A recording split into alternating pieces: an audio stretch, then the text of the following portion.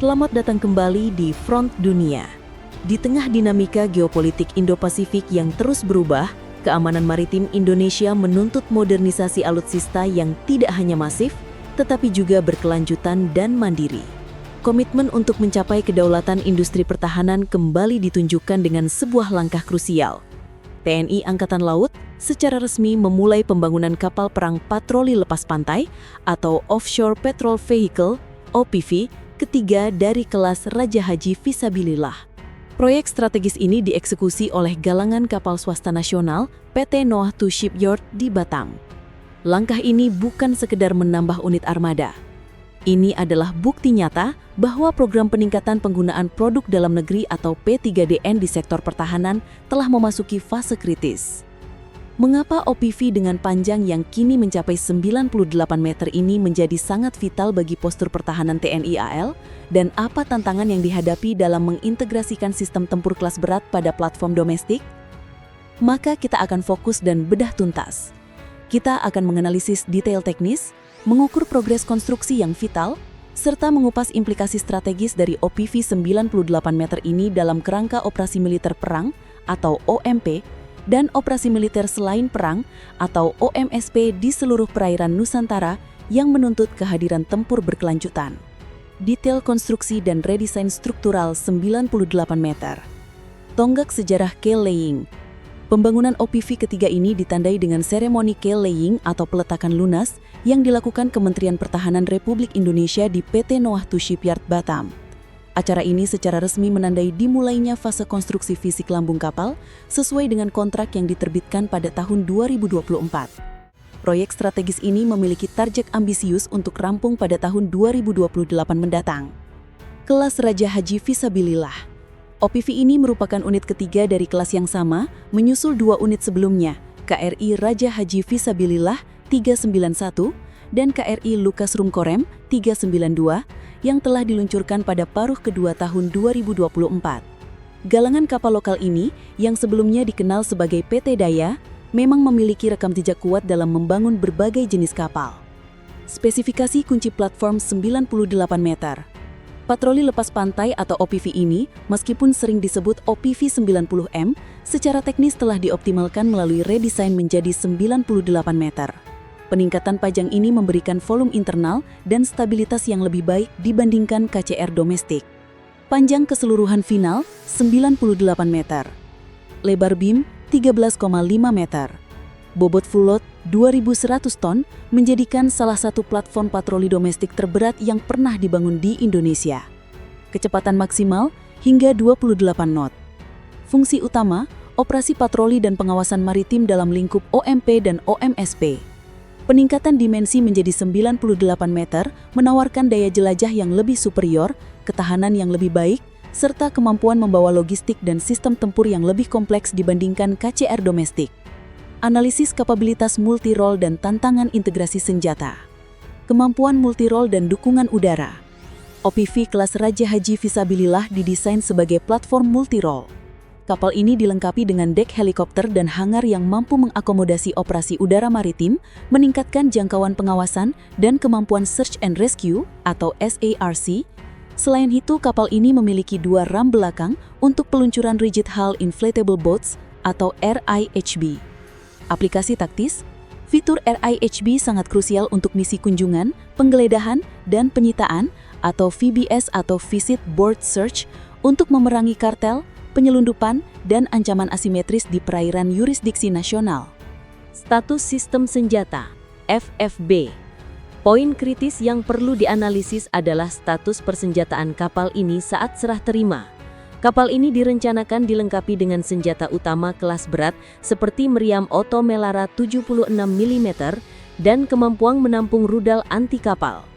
Namun sesuai fakta, kapal ini dibangun dengan status FFB atau Fit for but not with. Implikasi FFB. FFB berarti platform telah dirancang dan disiapkan secara struktural seperti fondasi meriam, piping dan kabel routing untuk integrasi sistem senjata dan combat management system yang canggih, tetapi komponen itu sendiri, meriam, rudal dan CMS belum dipasang atau dibeli. Strategi anggaran. Strategi ini sering digunakan pemerintah untuk 1. Mempercepat konstruksi kapal dan menekan biaya akuisisi awal. 2. Memberikan fleksibilitas anggaran untuk membeli sistem senjata utama dari produsen berbeda di kemudian hari. 3. Memungkinkan peningkatan teknologi tanpa perlu mengubah struktur kapal secara signifikan. Meskipun demikian, status FFB berarti kapal akan diterima dalam kondisi yang membutuhkan anggaran tambahan dan waktu lebih lanjut untuk mencapai kemampuan tempur penuh atau striking force yang optimal. Mendalami kedaulatan industri dan geopolitik. Peran PT Noahtu dan P3DN. Pembangunan OPV ketiga oleh galangan kapal swasta domestik seperti PT Noahtu Shipyard menegaskan komitmen program peningkatan penggunaan produk dalam negeri atau P3DN. Analisis strategis. Keberhasilan proyek ini menunjukkan kapasitas industri pertahanan nasional bukan hanya galangan BUMN seperti PT PAL, tetapi juga sektor swasta untuk memproduksi kapal perang modern. Hal ini sangat strategis karena 1. Mengurangi ketergantungan impor. Membangun kapal patroli ukuran 98 meter dalam negeri secara signifikan mengurangi ketergantungan pada galangan asing dan menghemat devisa. 2. Penguatan SDM dan teknologi. Proses konstruksi kapal perang mendorong transfer pengetahuan dan peningkatan keterampilan SDM bagi tenaga kerja lokal di bidang rekayasa dan pengelasan baja khusus. 3. Keberlanjutan perawatan. Kapal yang dibangun dalam negeri lebih mudah dan murah dirawat, diperbaiki dan dimodifikasi (MRO) sepanjang siklus hidupnya. Implikasi doktrin. OPV 98 meter ini sangat strategis di tengah dinamika geopolitik, khususnya di perbatasan maritim dan wilayah Laut Natuna. Kapal ini dirancang untuk memberikan efek deteren yang nyata dan memperkuat kehadiran Indonesia di seluruh penjuru perairan Nusantara yang menjadi kepentingan utama negara. Kapal ini berfungsi sebagai patrolling force yang ideal untuk menghadapi ancaman Coast Guard atau kapal penangkap ikan ilegal yang sering melanggar batas, serta siap untuk peran striking force jika dilengkapi sistem senjata yang memadai. Kuantitas versus kualitas.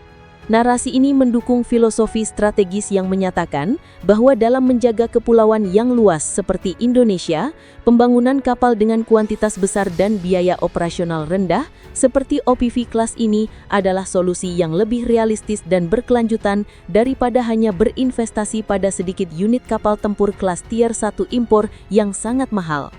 Armada yang lebih besar memastikan kehadiran TNI AL dapat dirasakan di titik-titik vital secara simultan, memberikan efek kehadiran yang dibutuhkan.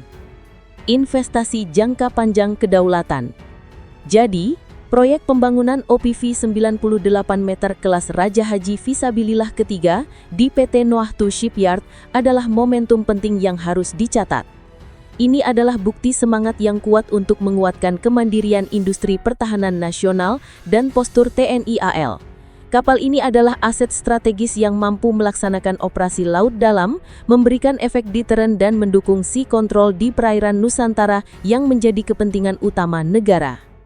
Tantangan ke depan adalah memastikan pembangunan ini diselesaikan tepat mutu dan tepat waktu, atau tidak hanya tepat waktu, serta menyediakan anggaran yang memadai dan berkelanjutan untuk mengintegrasikan sistem tempur dan CMS yang dibutuhkan mengubah platform FFB menjadi kapal tempur penuh di tahun 2028 mendatang. Jika Anda terpesona dengan analisis strategis ini, jangan lupa like, komen, dan subscribe channel Front Dunia. Bagikan pandangan Anda, seberapa penting pembangunan kapal perang di dalam negeri dibandingkan dengan mengakuisisi alutsista tier 1 dari luar?